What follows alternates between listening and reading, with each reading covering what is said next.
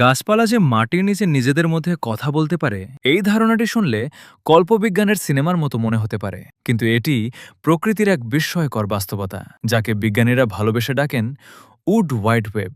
এই নেটওয়ার্ক কিভাবে কাজ করে? এই ব্যবস্থার মূলে রয়েছে মাইকোরাইজাল নেটওয়ার্ক। এটি মূলত গাছ এবং এক বিশেষ ধরনের ছত্রাকের মধ্যকার বন্ধুত্বপূর্ণ সম্পর্ক। ছত্রাকের জাল। মাটির নিচে ছত্রাকের অত্যন্ত সরু সুতার মতো অংশ হাইফ ছড়িয়ে থাকে। এগুলো গাছের শেকড়ের সাথে যুক্ত হয়ে এক বিশাল নেটওয়ার্ক তৈরি করে।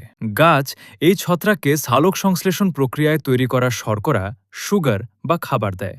বিনিময়ে ছত্রাক মাটি থেকে ফসফরাস ও নাইট্রোজেন সংগ্রহ করে গাছকে দেয়। এখন আসি, গাছেরা কি নিয়ে কথা বলে? এই নেটওয়ার্ক ব্যবহার করে গাছেরা কেবল খাবার বিনিময় করে না, বরং তথ্য আদান প্রদান করে। যেমন সতর্কবার্তা। কোনো গাছে পোকা আক্রমণ করলে সে নেটওয়ার্কের মাধ্যমে রাসায়নিক সংকেত পাঠিয়ে পার্শ্ববর্তী গাছদের সতর্ক করে দেয়। ফলে অন্য গাছগুলো নিজেদের রোগ প্রতিরোধ ক্ষমতা বাড়িয়ে নিতে পারে। এরপর সম্পদ ভাগাভাগি। বড় এবং শক্তিশালী গাছগুলো, যাদের বলা হয় মাদার ট্রিজ, ছায়ায় থাকা ছোট চারাগাছগুলোকে এই নেটওয়ার্কের মাধ্যমে বাড়তি পুষ্টি পাঠায়, যাতে তারা টিকে থাকতে পারে।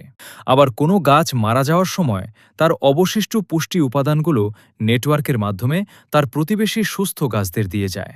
একটি মজার তথ্য, ইন্টারনেটের মতো এখানেও কিন্তু হ্যাকার আছে। কিছু নির্দিষ্ট প্রজাতির অর্কিড এই নেটওয়ার্কে ঢুকে অন্য গাছের খাবার চুরি করে নেয়, কিন্তু বিনিময়ে তারা কোনো পুষ্টি বা তথ্য দেয় না।